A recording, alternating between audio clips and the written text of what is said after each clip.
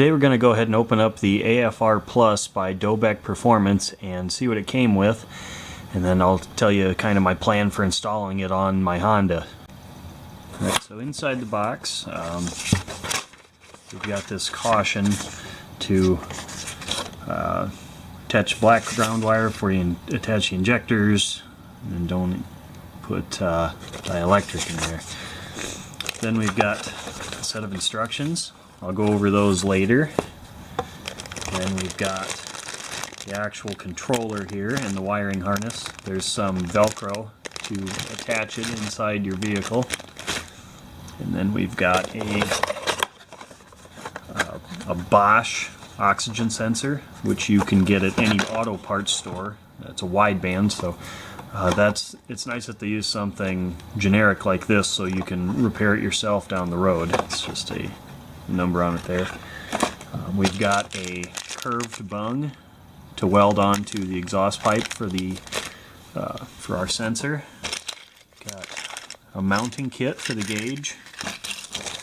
This is a connector. We've got this goes, I believe this goes to the gauge. Got ourselves a little sticker. And then we've got our AFR gauge.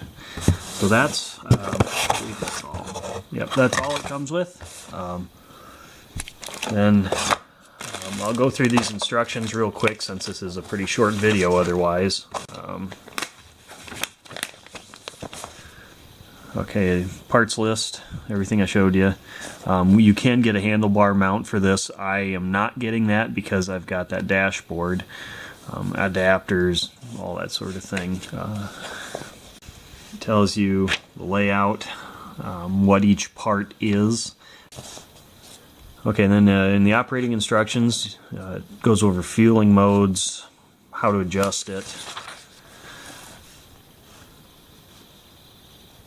Recommended targets for your air-fuel ratio. Instructions on how to install the oxygen sensor. One thing about this oxygen sensor, it's a wideband, which means it knows exactly where your air-fuel ratio is at, where a narrow band only knows if it's rich, lean, or correct. How to mount the gauge, technical support, diagnostic mode, how to troubleshoot it. There is a 1-year warranty on the gauge in the wideband.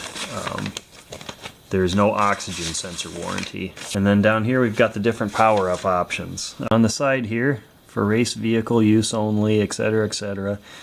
What you could do is have this on a switch if you're really worried about that, or if you're somewhere where they do inspections and you could turn it off.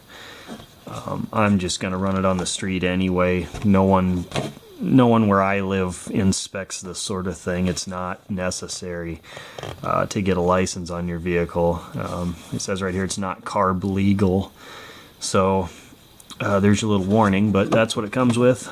Basic overview of the instructions. And then now we can start working on getting this on the bike. And the first step to this is probably going to be putting this oxygen sensor in the head pipe. I'm probably going to make that all one video, but I'll probably do a video specific to the oxygen sensor also.